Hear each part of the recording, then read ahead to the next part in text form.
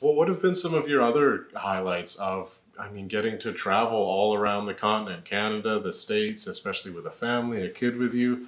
What was that like? That's not something that a lot of people do. No, it's not. And I feel like just ridiculously fortunate and privileged to be able to have experienced that. It's sort of incredible. It's strange to not have a proper schedule. It really makes time bigger, longer, um, and to see so much. Honestly, even in North America, there's so much to see, especially in the States. Yeah. There's so many like little micro cultures and things, and they have their own cuisines, and there's just like it's just a wild place. It's like such a big, like people often compare the United States and Canada, and like there really is no The comparison. Like scale is yeah, well, we like I often talk about, just on the sheer level of population size. right, There's kind of just population size and distance between cities because you have, I'll kind of get on my Wikipedia and think, I wonder about this place, I wonder about that place, and go look it up. yeah, And then it's like somewhere you've never heard of in like North Carolina, and it's got as many people as like the island does, or totally, like yeah, but because Canada's so spread out, yeah, and there are kind of often kind of the big city, and then even sometimes the government city or the second city in a province.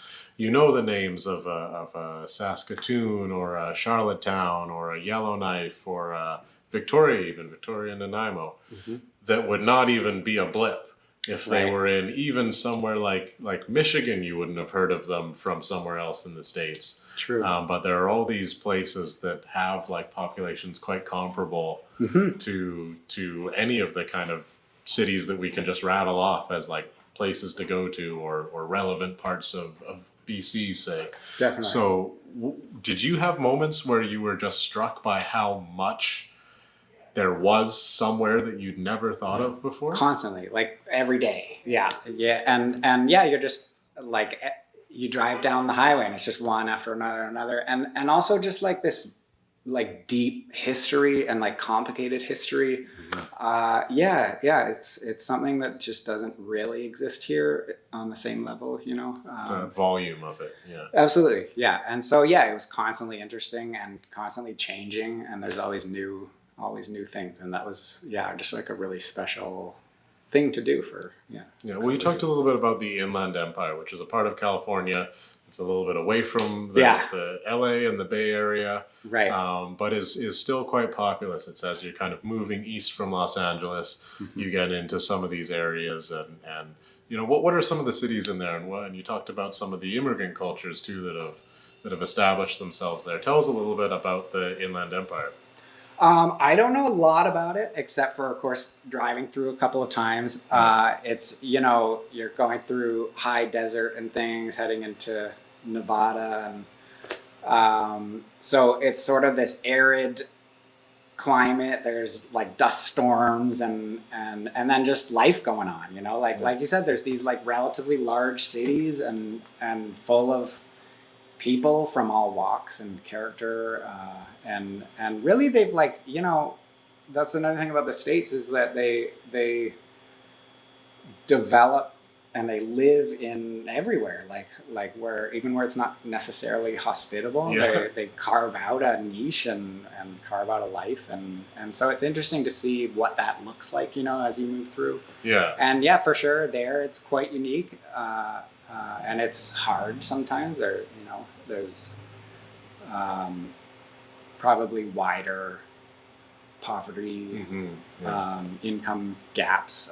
And that obviously kind of healthcare that people have to pay for, Definitely, yeah, these yeah, expenses, and kind yeah, of yeah. More lower struggle lower for wages often. right. So tell us what it was like a little bit growing up in Tsawwassen and how you ended up here in Nanaimo. You talked about how you had to settle down after traveling, but how did you find it when you settled down, and how did it compare to where you grew up and other parts of the world? Sure. So yeah, Tawasin was just kind of a typical suburb as far as I understand it Yeah, to be. I didn't like it all that much. So it wasn't really on my radar for somewhere to return to. But being so close to the island, I've been able to, throughout my life, sort of be here a lot. Not necessarily here in Nanaimo, but kind of all over. And I loved it. You know, every time there was an excuse to come this way, Victoria, Nanaimo, up to the north, Campbell River, Port Hardy, Cape Scott, West Coast Trail. I did lots of hiking and everything. And so, that had sort of much more of an appeal. And since being here, of course, you know, having such access to all of those things is just fantastic. I love that, you know, in 5 minutes in any direction, you can swim in the river or the ocean or go hiking up a mountain or so that's really important, and it's great. And then, you know, at the same time, you have this cool little city and this great downtown with all this character, and it's nice, like we said, you know, there's all these businesses opening up to see it kind of breathe new life again after this year's hiatus as so many lived through. But I love seeing all our neighbors popping up, everybody coming down. We love to give them a reason to come down. So you kind of settled here, got a year or two in, and then you started looking around for a place to do donuts, right? So I'd been doing lots of tinkering, recipe development, and just obsessing. Like, it was an everyday thing. And when it started to kind of get good, I, you know, was entertaining the idea of turning it into a shop. We kind of were entertaining the idea of doing a mobile business as well. But one of the difficulties of that is you have to have a base of operations. And so at that point, I thought, why don't we start with the base of operations and see where that goes? So you were kind of here for a couple years. You kind of settled down here. You were baking donuts in your spare time, and you started to think you wanted a place to set up. Yes. And so we knew we wanted it to be downtown. So we were kind of looking up and down the street here. There were a few places available. One down the road here fell through. We just kind of were second in line and missed the chance. And then literally walking away from it, I saw a sign on the window here, and the landlord came out and invited me in, and we secured it. Super excited. However, had I known the gauntlet of tasks we were about to undertake, I would have been less excited. Well, there's permitting, there's setting the space up to your specifications. There's a lot that goes into, especially a food business. Right? Food business is very tricky. There's health authority, fire, city permits, accessibility requirements, just all kinds of hoops you got to jump through. So that was a year and a half, start to finish, before I had a customer come in the door. And that was this past winter that you opened up. So January, we did like a soft launch in December, just before Christmas. And then we kind of wrapped up to get ready for the real thing over the holiday and opened first week of January. There was another little winter night market December, which I think they're planning on doing again this year. That's how we did our soft launch, which was really nice. It's a cool atmosphere. All right, well, let's get a look. I think you're going to do a demo for us a little later on to kind of show the I can show some of the process. All right, sure. Well, we'll catch you in a few moments then. All right, so this morning, first thing, we're doing our pastry dough for the croissant donut. I'm going to give it a short mix to kind of limit the gluten development, because it has kind of a long process with a lot of work that'll develop it further each step of the way. So we're going to make a really loose, extensible dough. Here we go. All right. So I'll hit it with the wet first.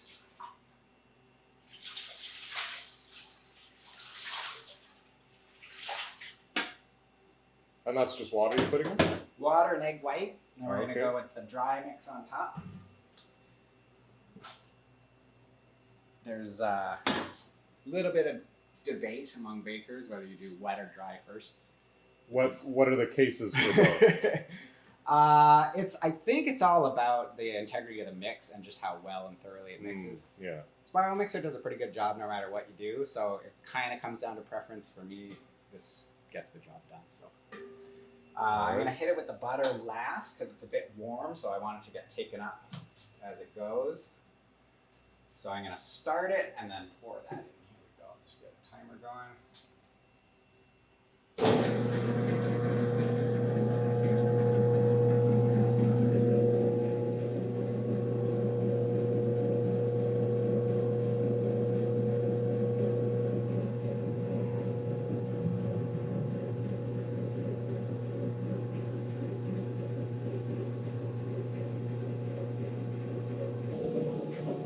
So we're gonna bring the dough temperature down significantly over the next couple hours in the fridge, so that when the cold butter goes inside, they're kind of at an even consistency. If the dough is too soft, too warm, the cold butter might tear right through it. And if it's too cold and too stiff, it can fracture the butter. I like to kind of let the butter get a little warmer and let the dough temperature bring them to even. That's kind of my take on things over the years. But So you want to kind of maintain the integrity of both the dough and the butter. Exactly. One or the other being out of whack can mess up the partner. They have a strong influence on one another. That's right. Yeah. And so you're doing that a little later this afternoon? Yeah, so because we're doing this every day, I've kind of got to rush through the process. In a perfect world, I would spend 3 days on this, but we're going to do it overnight, so I have to get the dough to that temperature in a couple of hours and get it folded in the afternoon. So, about a minute left. I'm just going to take a peek on it. So I'm going to wrap this up right there, and we're going to just portion them out equally into these pans. So I'll just scoot this over here. And we're going to flatten them out. This will help it chill through a little quicker. And it just kind of lends itself to the shape we want to work with later. So you can see it spreads out. There's not a lot of elasticity right now. It's like a real workable dough, which makes my life easier, and also it'll develop some of that as it goes through this process. So we want to try to work it at each stage as little as possible so that at the end it's still nice and tender and extensible and workable. So we're going to come up with 4 batches. Each one is give or take a couple of dozen donuts at the end. And it's the same process with the cronuts as with any other dough, or are there some certain things you do with different types of the doughs? There's similar processes, and then there's, at some point they all break away. So this one in particular, all the folding with the butter later on is unique to this. Whereas when we make the brioche dough, once it gets in the fridge, it does the rest on its own. It's really kind of the perfect mix of science and art. I think that's what I love about baking so much. Yeah, because there's some subjectivity to how you execute it. There is. Or how you deal with problems along the way, that kind of thing. Yeah, there's like the rules that can be bent and the ones that can be broken, and then there's the ones that you just you can't touch, you know? So you've just cooled this down, right? Yeah, so this is a few degrees cooler in there while it's been waiting. And you can already kind of feel that it's like less wants to fall apart. It goes through like a little bit of an autolyze process where it's like if you leave a dough to sit, it'll develop itself. That's essentially what we're doing overnight too. Is it just takes more time than beating it in the mixer. And when you say develop, that's developing a certain consistency, a certain kind of way yeah, that it'll develop its gluten, its flavor. It'll ferment and create oxygen and expand, and that kind of works it. And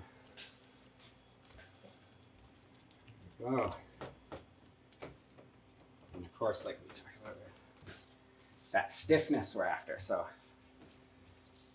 get it nice and thin here so the cold can permeate, and we'll hopefully get a nice uniform stiffness that's ready for the butter. So now it's going back into the fridge. Yeah, and so here, once I flatten it out and I cover it up just to keep all the moisture inside, even just a few minutes in there, you can almost feel on the surface it starts to dry out a little bit. And that will just happen exponentially if we don't cover it up. So we're just going to keep that moisture in while it's cooling. Give it a nice wrap too. Make sure it doesn't turn into a rock.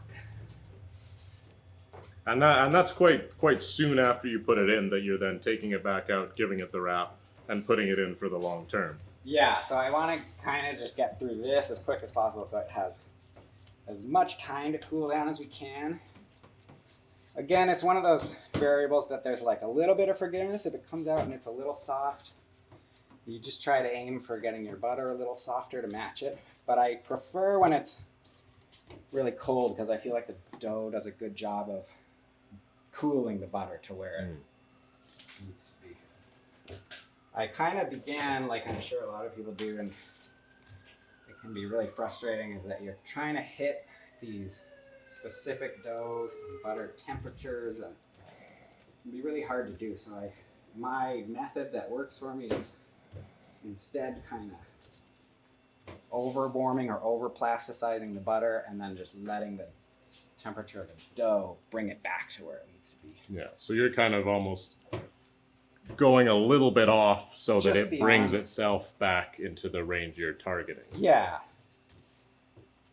And so far it's been a lot less head scratching and frustration. There we go. So these will sit in here for the next few hours and stiffen up, and then we'll be ready to fold this afternoon. So now we're putting together a pastry cream for the Boston cream donut. I've got a milk and vanilla steeping here that's getting piping hot. So I'm gonna now incorporate this sort of egg milk corn flour slurry. This is gonna help thicken it up. And I don't do any tempering. I'm just gonna all in one shot get it in there. It's just a little faster when you're working with really big batches. You gotta look for some shortcuts.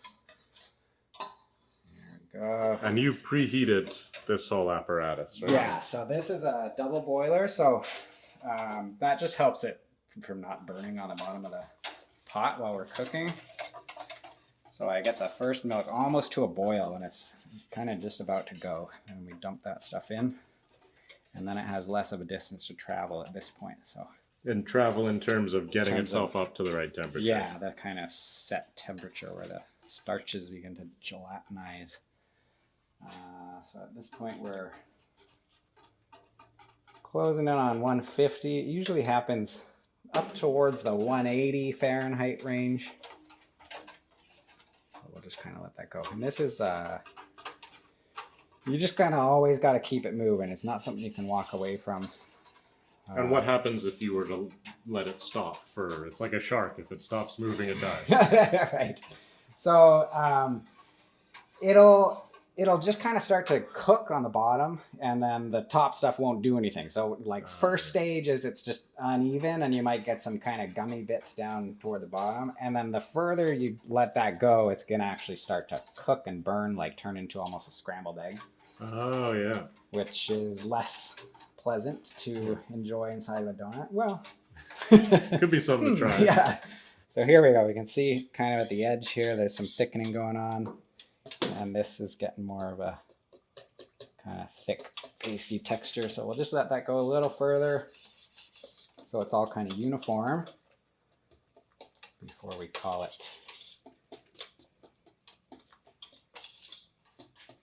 And this is really I do sort of, tempt fate a little bit and walk away occasionally in the early stages, but once it hits 170, you really do want to kind of be a helicopter parent to this thing. And a helicopter motion, too, with the whisk there. Just always keep it moving. Spinning, rotating. And so we're a few minutes in. We're maybe 6-7 minutes in, and this is maybe a 10-minute process all told? Yeah, it's pretty. That's one thing I like about not doing any of the tempering is it comes together pretty quick, especially for such a large volume. And when you got to make, so many things in a day, you got to find a few shortcuts where it's reasonable to do so. So now it's got a pretty good thickness. We're going to just dump it through the sieve here, and it's going on top of some cold-ish room temperature butter. And as it does, it's going to start to melt that, and we'll slowly kind of incorporate it in. There's also just an extra little hit of vanilla in there. So some of the vanilla flavor will kind of cook out, and this just kind of brings that back to it. So that's looking pretty good. And I'm just going to give it a quick buzz to make sure nothing got missed. One of the indicators is that the butter will kind of run away to the edges. So if you see any kind of pooling at the outside, which I already don't really, pretty good show that it's where it needs to be. So that looks happy. And now, I'll get it in the container here.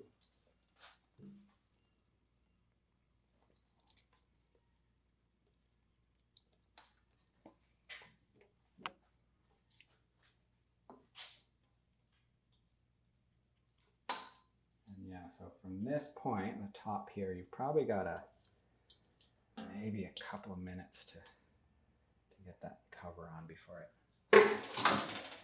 starts to harden. So I'll just push this down kind of in the middle and then work it out so there's no pockets. Cover goes on. And then this will sit in the fridge and that'll gel it up. The gelatin inside will set, and by tomorrow morning it'll be ready to get inside of a donut. All right, so we've made that to put in the donuts. We made some of the dough that will constitute the donuts. We saw a few different things from you this morning, but what are some of the pieces of the process that we didn't see that you're typically doing in a day or in a week? So the next all the making kind of happens midday like this. The next big part of the job is first thing in the morning or middle of the night. We'll come in and sheet the dough out, cut them. Every donut's cut by hand. They proof in the proofer. It's a really long, slow process, and there's a lot of moving parts. They all come out, they get fried, and then decorated, glazed. Everything's done one at a time by hand, and then they're ready to go first thing in the morning. Fresh donuts, 10 a.m. Well, thanks for letting us in on this baking process. Yeah. And we've been Island Sound and Story right here in Nanaimo at Milk Jam Donuts. And it's too bad you can't taste or smell through the TV. No, you can lick the spatulas. All right, well, you can virtually lick the spatula, and we'll There say you go. goodbye.